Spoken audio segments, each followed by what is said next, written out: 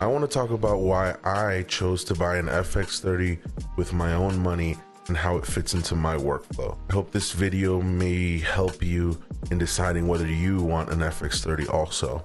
Sony cameras and the A series cameras are something that I've been into since the A100. I've had different iterations of Sony cameras since then, everything from just the DSLTs that they had when the mirrorlesses first came out, the NEX5, A5100s, A7Ss, A7S2, 3, A7 IV, you name it, I've had it. Currently, I have an FX30, A7S2, A7S3, a ZVE10, and an A5100 that I use as a webcam for the most part. The reason I'm telling you this is because that's part of why I got an FX30.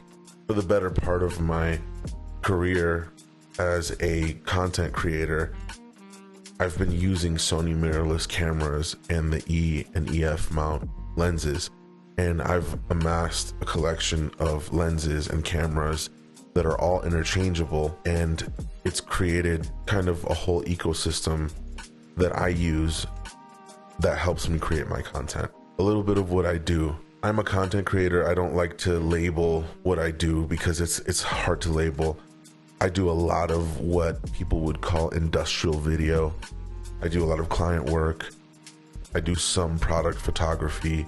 Lots of it revolves around social media. Recently, I bought a ZVE10. It's a tiny little Sony camera that it's almost pocketable, you know, with a pancake lens. It actually is. And I love that camera. It's great, but it does have limitations. And that's where the nicer cameras come in, right? You want more features, you spend more money, right? I have an A7S3, for example. And that camera gives me all the features that I need personally to create video. But again, not every camera is gonna have everything you need, right? My biggest reason for buying the FX30 is things like S-Log3, the 10-bit video, the fan for continuous recording without overheating, things like Cine EI, the new features, the new processor, the new autofocus.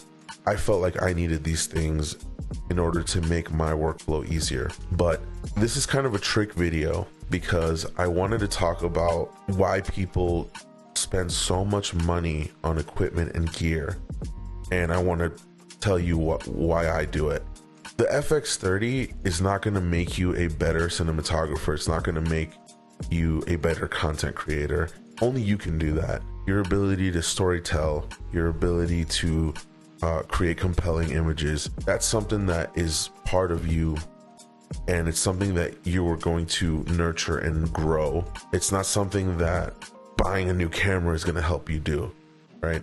In my particular situation, the FX30 is a wonderful addition to the ecosystem that I've built here with Sony because it's going to improve my workflow. There's certain things, there's certain clients that I work with in which I need Cine EI, to be honest. It makes it very easy for me to film things, color correct, color grade, and apply LUTs even, and just kind of send it, you know? It just makes it really, really simple for me to do that. As long as you expose correctly, that can be its own thing. If you want a video about that, just leave a comment below and I'll see if I can make a video about that. I'm not a camera expert or anything like that. I will never claim to be that. I'm just an enthusiast, and I happen to be able to do some of this stuff for a living, which is really cool for me. Do you need an FX30? Maybe. First of all, I got mine on sale. It was $15.98 from Adorama. And at that price point, it's a no-brainer for me. Most of my content revolves around video, and for me, it was a no-brainer. Having the 10-bit video, the continuous recording, the Cine EI, the autofocus, all those things just make it so much easier for me to deliver content to clients without any frills, without any fuss, and it's just great. A lot of the other cameras I have, like the A7S3 and the A7S2, even the little ZV-E10. They are great cameras. They produce great images, even right out of the camera, but they have limitations. My A7S II does not have the best autofocus. It will hunt for focus, for example, and that's my biggest. I'll go through my biggest gripes with all the cameras. My A7S III is wonderful, but it doesn't have the greatest in-body stability. You have to use the A7S's with a gimbal, at least in my experience for the stuff I do.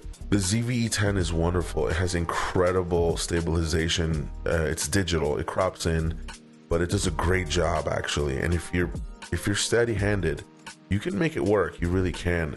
Not to mention there's also the Sony Catalyst software, which will use the camera's recording of gyroscopic data to smoothen out the footage.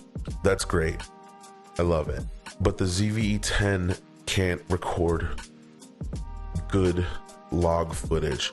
Now there are some workarounds. There's some YouTube videos out there, some wonderful YouTubers out there that have figured out ways in order to get the S-Log footage to be more usable out of the ZV-E10. If you want to see videos about that, just search it, you know.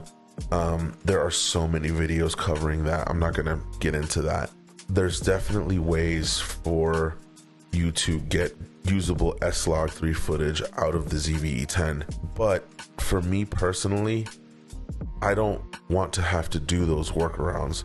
I want to be able to hop into that picture profile, shoot an S-Log 3, expose properly, and take it to the rest of my workflow, and then deliver the product to the client.